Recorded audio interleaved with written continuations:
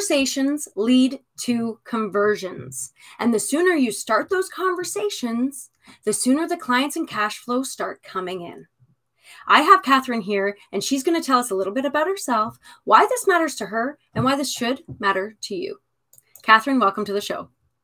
Thank you very much, Shauna. It is my pleasure to be here. I'm very excited. I've waited a long time to be able to have this conversation with you. So really looking forward to it. It really has been quite a while, but you've been on an adventure. Go ahead and tell everybody about yourself. Well, I'm a sales success business coach and sales trainer. And the reason I do that is I've been doing sales for over 30 years in the corporate world. And I transitioned from corporate salesperson, where I was an account manager, a specialist, product specialist, a sales manager, everything to do with sales and training and doing a bit of coaching as well. And I transitioned into being self-employed a few years ago. And now I am helping business owners, especially female business owners who struggle with their confidence and being able to sell confidently without feeling salesy. So I do sales training and I do business coaching to help people to be able to make sales and grow their business. I love that. And actually, I want to dive into that just for a moment, if you don't mind, because we're talking about why this matters to you and why it should matter to everyone else. And I have hunches onto why it should matter to everyone else. And we can get to that. But first, why then does this matter to you, in particular for women, confidence, and conversion? Yeah, sales is the lifeblood of the business. At the end of the day, anyone who is in business needs to be able to market and sell their products. And those two things, marketing and selling, go hand in hand. You need to attract customers to you, but then when you've attracted those customers to you, you need to convert them, hence the sale. So they become a customer. And if you don't do that, then you won't have a business. And unfortunately, a lot of business owners who have maybe typically like me have transitioned from corporate world. They've had a job where they've done something other than sales. And now they're in business and they've got a great skill, a great product, a great service of what they're supplying to their customers, but they've never learned how to sell. So this is a problem because if they don't sell, they're not going to get the sales. They're not going to get the cash flow in to keep the business going. In effect, they've just got a hobby rather than a business. And a lot of women in particular, and men as well, I mean, I don't want to sort of, just say it's women only, but typically I meet a lot of women who they don't want to be salespeople and they don't want to do the marketing. They want someone to do the marketing, do the selling for them. They just want to focus on serving their customer and selling their product. And unfortunately, they need to know how to market and sell themselves, as I said, because otherwise they're not going to survive very long. And a lot of the time it is that not knowing what selling is. They have this misconception about what sales is all about. Mm-hmm. They've had bad experiences about what are being sold to. And no one likes being sold to. We all like buying things when we need things, but we don't like being sold to. Yeah. And because they've had that bad experience and it feels icky and awkward, they don't want to be like that. And understandably. But the thing is with selling is when you know what selling is and how to sell the right way, you don't have to be like that. And that's where I come in. I can help people get that confidence, change that mindset, and I help them with the strategy and also the sales conversation skills. Perfect. And I mean, I can imagine just the difference between, oh, I feel salesy. I feel like that used car salesman. Ring a bell? Oh my goodness. Yeah. Instead, hi, how can I help? That's a whole different situation. Yes. Right. So I love that. I love that so much. And how do you, I'm going to poke the bear. How do you start that? Because like, that's a really deeply ingrained mindset about sales for many people, is just that idea that it's icky. Yeah, I think the first thing is that changing that mindset about what selling is. Selling is not about telling and just talking about your product. It's not about pushing your product or service onto someone and doing all the talking. Selling is about building relationships. And we've talked about that in the past, the building of the relationship. And because people are not necessarily ready to buy when you're in front of them. They may be ready to buy in 6 months' time. So you need to build a relationship so that when they are ready to buy, they will choose you because you have a relationship with them. So selling is about building relationships. Selling is also about communicating effectively. So the whole communication skills, which would include things like asking good quality questions. So being able to ask questions and then listening for exactly what they're saying so that you can have a conversation, which is two-way. You ask questions, you're listening, and then you might ask follow-up questions to find out more information about what their concerns are, what their issues are, what their challenges are, to see whether you actually do have a product or service that can solve their problem. So that leads me to the other thing, which is salespeople really are problem solvers. We're solving people's problems. And the problem might be a leaky tap, in which case, you know, you want to speak to a plumber who can solve that problem, for example. I love it. Your hair's too long and you need a hairdresser to cut your hair. You've got a problem. Your hair's too long. You know, you're calling me out here, me and my long braid. Truly, though, and what you're saying is so beautiful, because this is actually a really great opportunity to shine a light on the way sales and marketing do hold hands, because these questions serve as market research. These questions serve as the answer to how do you keep them involved in your company? How do you keep them engaged? How do you nurture that relationship all the way up until the sale, whether that's in a week, 6 months, or 2 years? How do you keep them engaged? Is through that sales process. Those questions you ask before you even ask for the sale. Yes, absolutely. So you have to have a conversation. You want to build a relationship. How do you build relationships? You have conversations. You get to know the other person. You get to find out what their problem is so that you understand them deeply, but also get to know that person, how they communicate themselves, because a really good salesperson understands different people's buying modes and buying emotions and personality styles so that they can communicate in the same way that the person in front of them communicates. And that then helps build the rapport as well. So, you know, understanding who you are, as well as understanding who your prospect is, and being able to be flexible to communicate with them in their style. That's going to help build the relationship as well.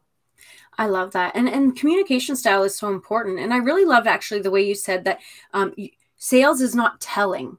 That was something that really stuck out to me, is those words, sales is not telling. And we had said, actually, if anybody didn't catch our little preamble before the show over on Instagram, you should totally check it out. We had said, we're not really going to talk about storytelling, but if I'm being honest, a really key aspect of storytelling and marketing is the saying, show, don't tell.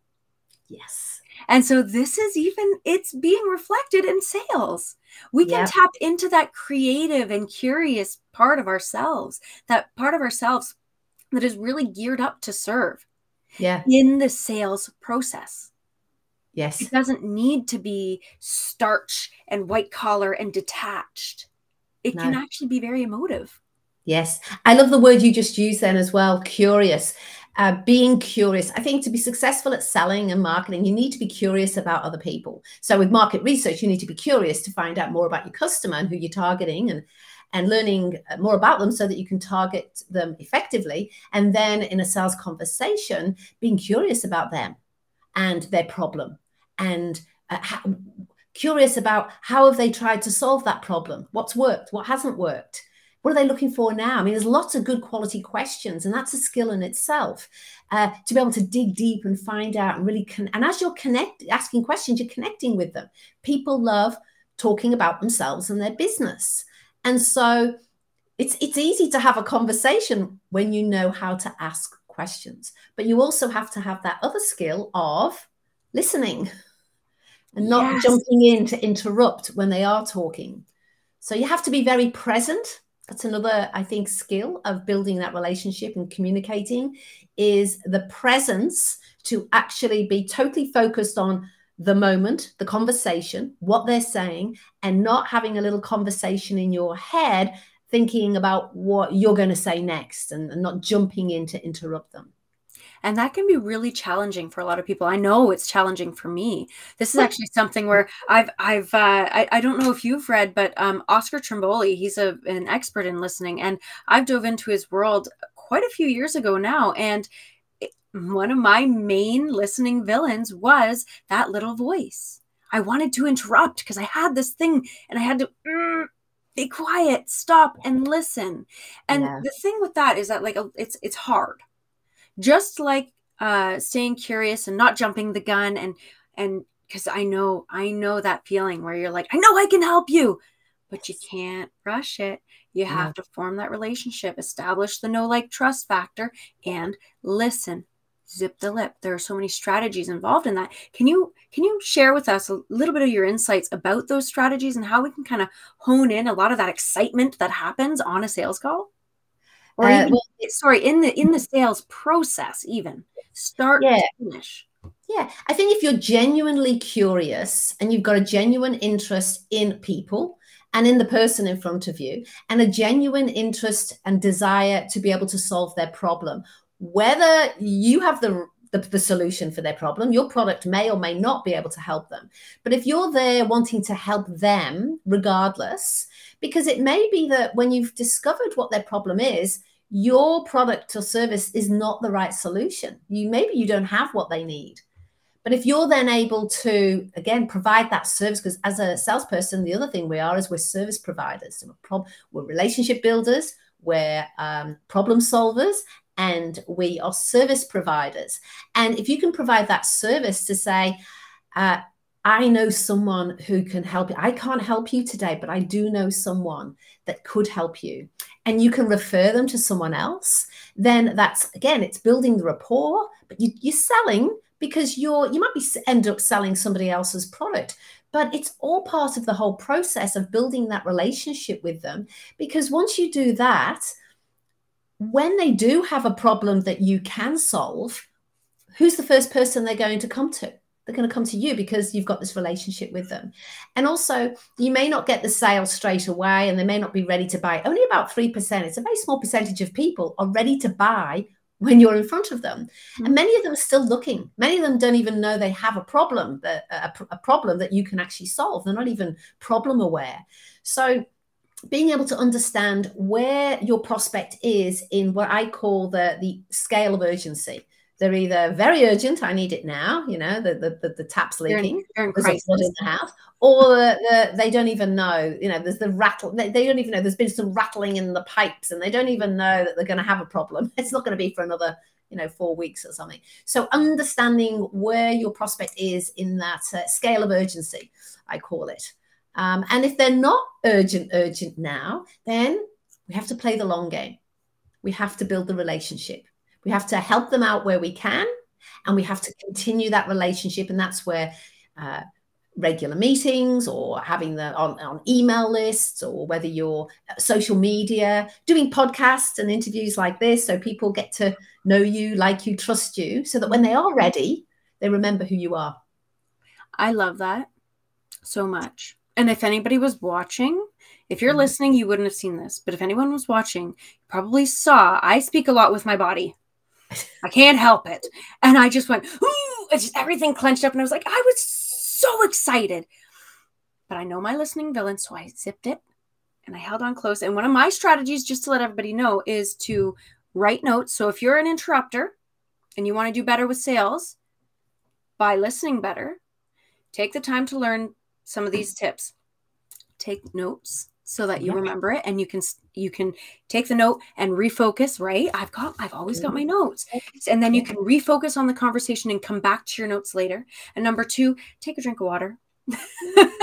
It helps you to zip your lip without bursting at the seams. Yes. But the thing that got me excited, we're going to loop back to that. The thing that got me excited was that you said, you're not selling now, not necessarily your own services. You're directing them to someone else, but you're still selling yourself. Yes. And everybody who's watching, who knows anything about this show, knows you're never not marketing. And that's what that is. That's what that is. Even when you're not selling your own services directly, even when you're not intentionally marketing yourself, you are always selling and marketing yourself. You are always giving people information that will influence their decisions around you in the future. Yeah. And that leads me to the next a point of what is selling and what are you doing? Who are you when you're a salesperson? You're also an educator. Yes. Because you're educating them on who you are, and you're educating them on your product and your service, but also educating them on maybe other aspects of business that might be complementary and supportive and that peripheral of business. So when you're putting content out on social media or you're doing a presentation, you might talk about different topics. You educate, and prospects need to be educated so they can make educated decisions about purchasing a product or service. And if you're the one providing that valuable education, then your credibility is going up in their eyes. So again, when they are ready to buy, who are they going to choose? Absolutely. Absolutely. And the other thing, something that I really love, and I heard you say this without saying it, is that, yes, there's education is in a how-to and authority building content and the way your touch points are. There's also what you're teaching them about yourself and who you are and how you approach things and how you articulate things and what kind of space you create through your presence, whether that is on a call, in person, through your content. You are creating a feeling, right? Yes. And isn't it, it's an energy. That's right. And isn't it Maya Angelou who said, right? People won't remember what you do, but they'll remember how you made them feel. Yes, absolutely. And so that whole energy, you've got to have enthusiasm and energy about your product and be passionate about helping them. And I know some people say, oh, well, that comes easy to you, Katherine. You're an extrovert, and I've been doing this for years. So my passion and my energy for what I do and how I help people comes through naturally. But even introverted people can still be passionate about what they do and helping people. And introverts can still be good salespeople. In fact, some very good salespeople are introverts because they have a skill that sometimes the extroverts, they've mastered a skill that the extroverts are not as good at, which we talked about before, which is listening. The introvert is more likely to sit back and listen. The extrovert is more likely to jump in and want to solve the problem and interrupt. That's why you and I think we've both got that bit of an extrovert in us. That's why we have to really work hard at that skill of the powerful pause, zipping it, and practice our skill of listening. I really appreciate that. And I think it's a really interesting notion because I actually very much resonate with being an introvert, and everybody here is going to roll their eyes and be like, yeah, right, Shauna, you crazy. No, I'm very, very introverted. I am what is known as an outgoing introvert. And this is actually very common. Once an introvert gets to know you, or you put them in a situation where they get to really hone in on the thing that they actually are passionate about, and you give them a safe space to express that passion, you're not shutting them up. No, you're not shutting them up. But right. I know friends who are like really amped up about space, but they're not going to talk about space just anywhere, right? They're going to sit there quietly and be on their own or do whatever. Listening, as you say. But if I go over there and I'm like, hey, did you hear that meteor that went by Jupiter the other day? Oh my goodness. Yeah. There they go. Right. So it's really about hunkering in. And this is the importance of being authentic in your business, of being really in alignment with your passions that will help you to make the connections and relationships that you need, start the conversations that are required to move things forward. Being able to listen with curiosity comes from that point of passion and alignment. And then, of course, selling with authority, selling with zest, right? Yeah. That's all coming from that space of alignment. Yeah. And when you get to that point of selling, making your offer and actually talking about your product and the pricing and getting to that sort of pointy end of the sales conversation, there's a lot that's gone on beforehand to set it all up so that when you do talk about your product and service, they're ready, they're open to listen and hear about it. And often there's a tip, and you mentioned about taking notes. And what I wanted to add there is, Always take notes in a sales call, and ask permission first. Ask permission. Is it okay if I take notes? You know, just want to make sure I get down, you know, the most important key points and I don't miss anything. I really want to truly understand, you know, where you're coming from. And no one's going to say, no, don't take notes. I mean, I'm not talking about get a tape recorder out, but take notes for your own benefit. But ask permission. But also, when you get to that point where you want to transition into, you've realized from the conversation that, yes, I can solve your problem and my product, my service will help you. Then there has to be a transition into that part of the conversation and asking permission to be able to say something like, would it, look, I really truly believe that I can help you with that concern, XYZ. Would you be open to hearing about how I can help you? Ask permission rather than just go, yep, I can help you. This is how, bang. Asking permission, because then you're giving the prospect an opportunity to say, I'm not really interested, you know, they've feigned interest, or no, not at this time, I'm not ready. And that can take the conversation on a different direction. But if everything's gone to plan and gone right, you've done the questioning and the listening the right way, followed the process. When you ask that permission, and you would only ask it because you really feel like you can solve their problem and they need the problem solving, they're not going to say no. They're going to say, yeah, sure. How can you help me? Yeah, this is a problem. So then when you do start sharing your solution, they're going to be more open to it. You're not going to come across as being so pushy because, well, they've basically given you permission to share with them what you can do for them. There's power in psychology behind that. In number one, of course, they've already given you permission, like you just said. And so their mind is already ready to receive. But then also the power of yes. Saying yes, the more you get somebody to say yes, the harder it is for them to say no. And I'm not talking about coercive strategies. I'm not talking about twisting people's arms. I'm just talking about if you genuinely feel like you can help somebody and they've already said yes and informed yes, to say, I would like to actually hear more, to entertain this, and then continue to ask them, does this make sense to you? Yeah. And come from a place of service. Yeah. They are going to understand and to be on board with you a lot more willingly. And then this is the beauty of it, because then they're not just ready to say yes and dive in. They're excited. Yeah. Right? That's what they want to know. Yeah, they're excited them because they think someone can solve my problem. They may have been looking for weeks or months or years for a solution to this problem. And here you are standing in front of them saying, I can help you. And they'll be like, thank goodness. Tell me, how can you help me? Now, that's not going to be for everyone, you know, every time.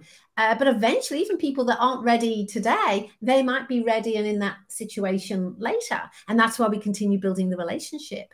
So, yeah, there's a whole process to the whole conversation, the whole sales process, and there's a lot involved that you need to know.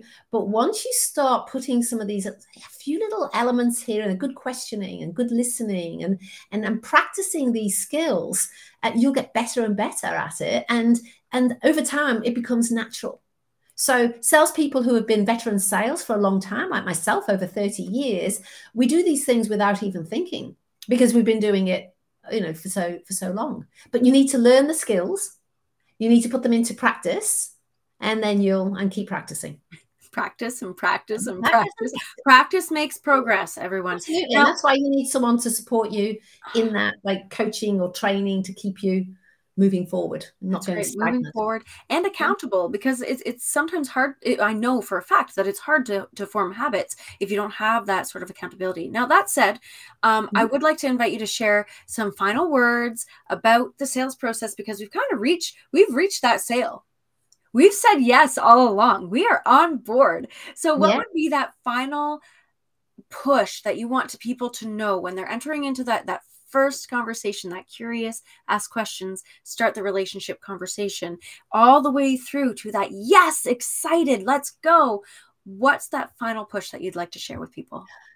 I think there comes a time where you need to stop talking, stop selling, stop doing that conversation, and just get on with getting the paperwork done, signing them up, doing whatever you need to complete the sale. When they're at that high point where they're saying yes and they're excited, if you keep trying to oversell them, they will go past that point, and you could end up losing the sale because you didn't stop and just get on with doing the paperwork and closing the deal at that time. So knowing when there's that critical point where they are ready to buy and you need to take them over the line and say, well, let's get started. Or, you know, would you like to fill in the paperwork now? Whatever transition line you would use to be able to say, okay, let's move into doing it, you know, you're going to become a customer, whatever that is. It's important to recognize that point. And then, of course, afterwards, you have to keep the relationship going. After sales service, that's still part of the sales process. You got to make sure that if they're logging into something, they've got the login details. If it's a product, then do they get the training to be able to use that product?